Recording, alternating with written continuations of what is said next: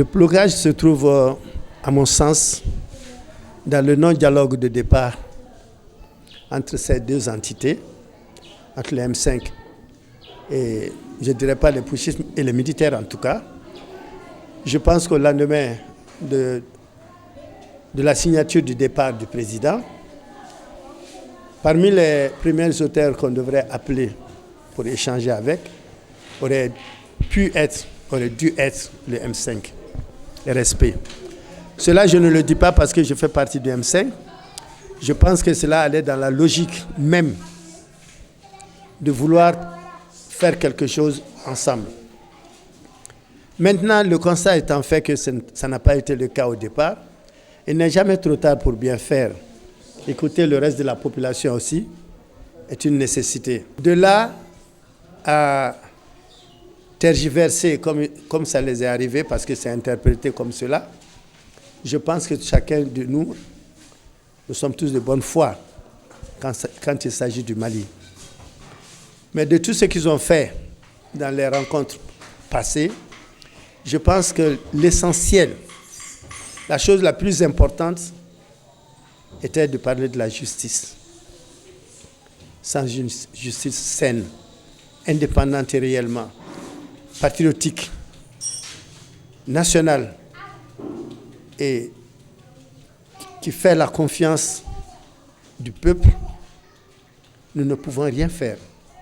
Parce que nous avons besoin de la confiance des gouvernants. Cette confiance des gouvernants ne peut être sécurisée et assurée que par une justice juste entre les fils et les filles de ce pays. Ça, c'est la première des choses. Maintenant, une transition militaire ou civile, je ne dis pas que ce n'est pas important, c'est important. Je dis simplement que quelle que soit la volonté de quelqu'un, vous ne saurez pas faire le travail de l'autre. Si on me demandait comment sécuriser le Mali, la question ne se pose pas. Si on me demandait comment recouvrir mon pays, la question ne se pose pas. Mais comment gouverner le pays, ça, c'est un peu plus complexe. Parce que je pense que la gouvernance appartient aux politiques, sans ambiguïté. Même si le politique faute, il faudra le remettre sur les rails.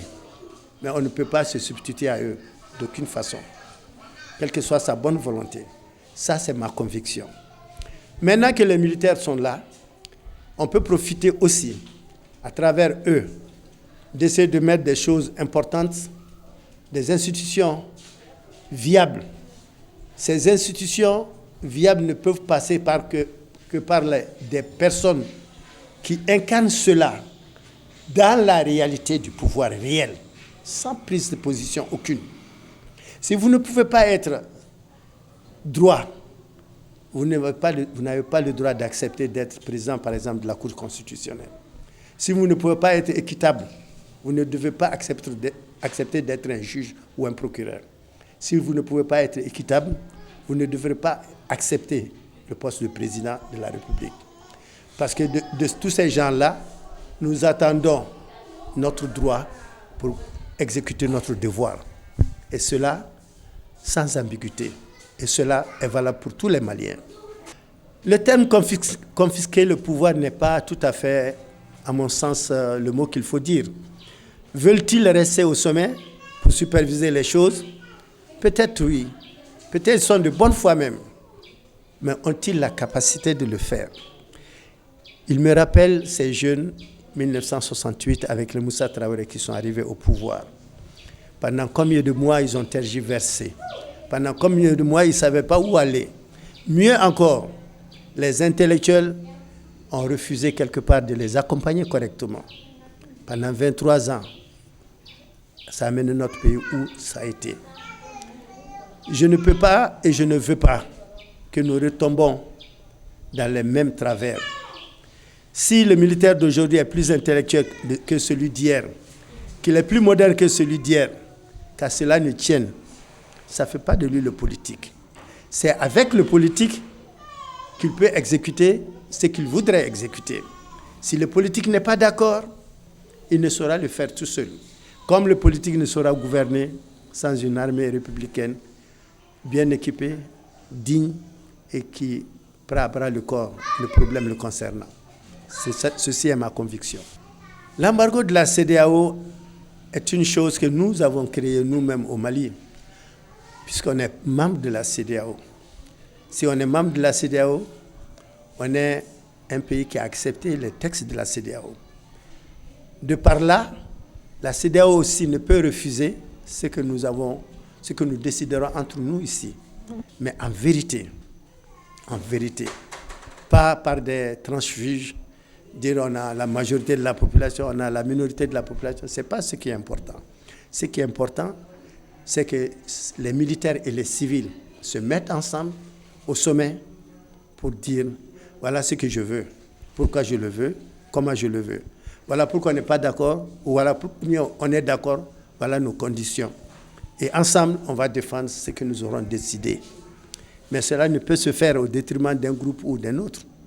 Et cela est une vérité. Si aujourd'hui, le militaire décide de rester au sommet du pouvoir, tout le monde sait les conséquences que cela engendre. Sommes-nous préparés pour? La question est là. Est-ce que nous sommes préparés à affronter tout ce qui arrive? Moi, en tant que l'enfant de la Révolution, de l'indépendance, je n'ai cure ni peur d'aucun État de fait contre mon pays. Mais les enfants que j'ai engendrés, que mon peuple a engendrés, qui vivent de l'international, de la communication de l'international, des biens venant de l'extérieur, ne peuvent supporter, à mon sens, un embargo réel. Un contre-coup d'État est une bêtise. Un contre-coup d'État ne nous apporte autre chose que de dire « oui, nous garderons le pouvoir » ou « oui, nous sommes d'accord et reprenez votre pouvoir ». Ce ne serait que du temps perdu, à mon sens. Mais, vous savez, ce qui se passe dans les casernes, nous les civils, nous ne le savons pas. Mais ce que nous ne voudrions pas, c'est que ça perdure aujourd'hui.